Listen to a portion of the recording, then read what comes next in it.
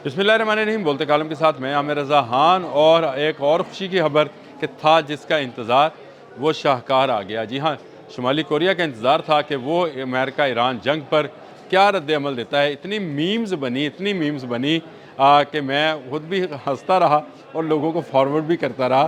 Kim Jong Un जो कि शुमाली Korea के सरबराह हैं, उनकी जानिब से ये कहा जा रहा था कि मुझे भी छेड़ो। फिर आई खबर कि उनके एम्बेसी पर हमला हो गया है। मीम्स हैं सारी।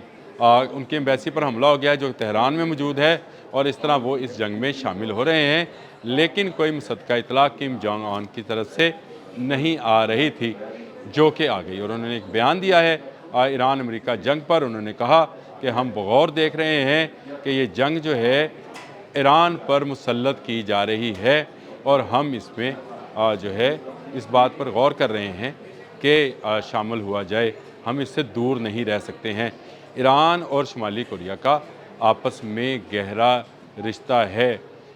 शुमाली कोरिया अनडिक्लेयर्ड न्यूक्लियर पावर है और हर आने वाले दिन के साथ एक नए मिसाइल का तजर्बा करती है। हत्ता कि यहाँ तक कि डोनाल्ड ट्रंप जब साउथ कोरिया जा रहे थे, उस वक्त भी आसियान की कोई मीटिंग थी, उस वक्त भी शुमाली कोरिया ने एक मिसाइल फायर किया था जब पूरी एयर स्पेस डोनाल्ड ट्रंप के लिए बंद थी।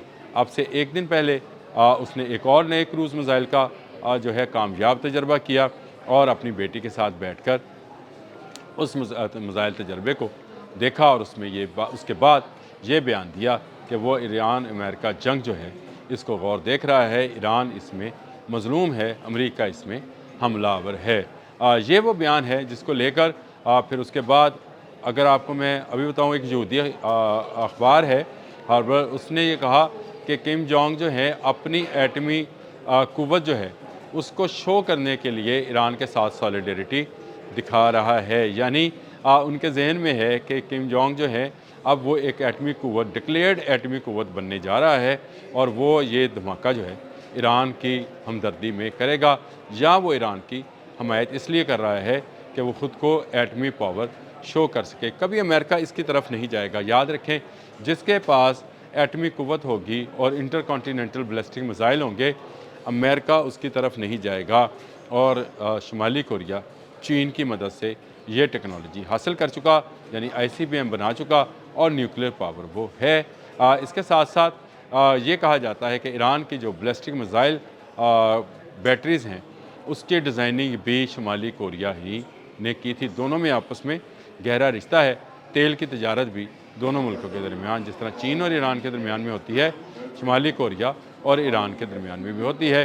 किम जोंग के मतलब जो मीम्स बन रही थी उसके बाद मुझे अंदाज़ा नहीं था कि शायद इतनी जल्द वो आ जाएंगे, लेकिन आज जंग का 12वां रोज़ है और किम जोंग जो हैं उनका बयान सामने आ गया है और इस एक बयान से थरथल्ली मची पड़ी है।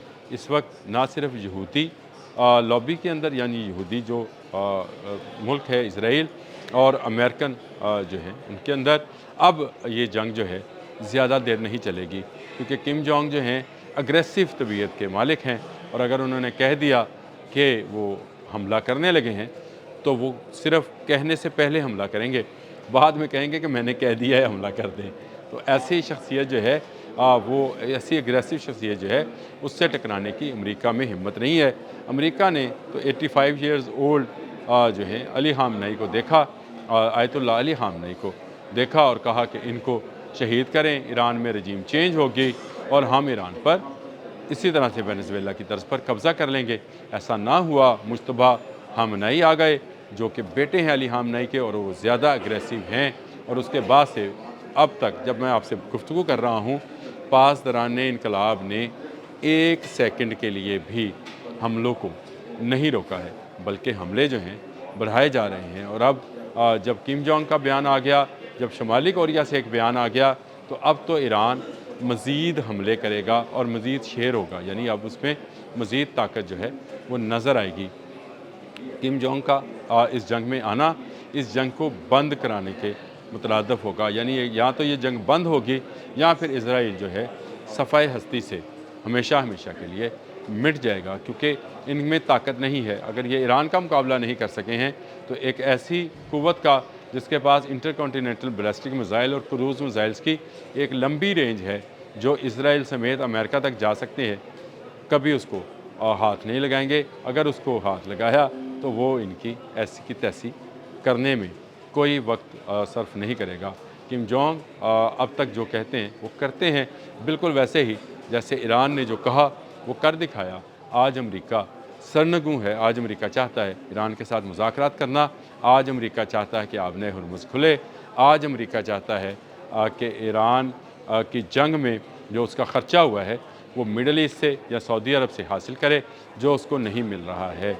उल्टा मिडल ईस्ट और सऊदी अरब, खलीज और सऊदी अरब, जीसीसी जिनको कहा जाता है, वो अमेरिका को छोड़कर ऑस्ट्रेलिया और यूक्रेन जैसे ममालिक की तरफ देख रहे हैं कि उनकी सिक्योरिटी जो है उन ममालिक से मिलने वाले मिसाइल के साथ मुमकिन बनाई जा सके, क्योंकि अमरीकी मिसाइल तो उनकी सिक्योरिटी या उनकी हिफाजत नहीं कर पाए हैं।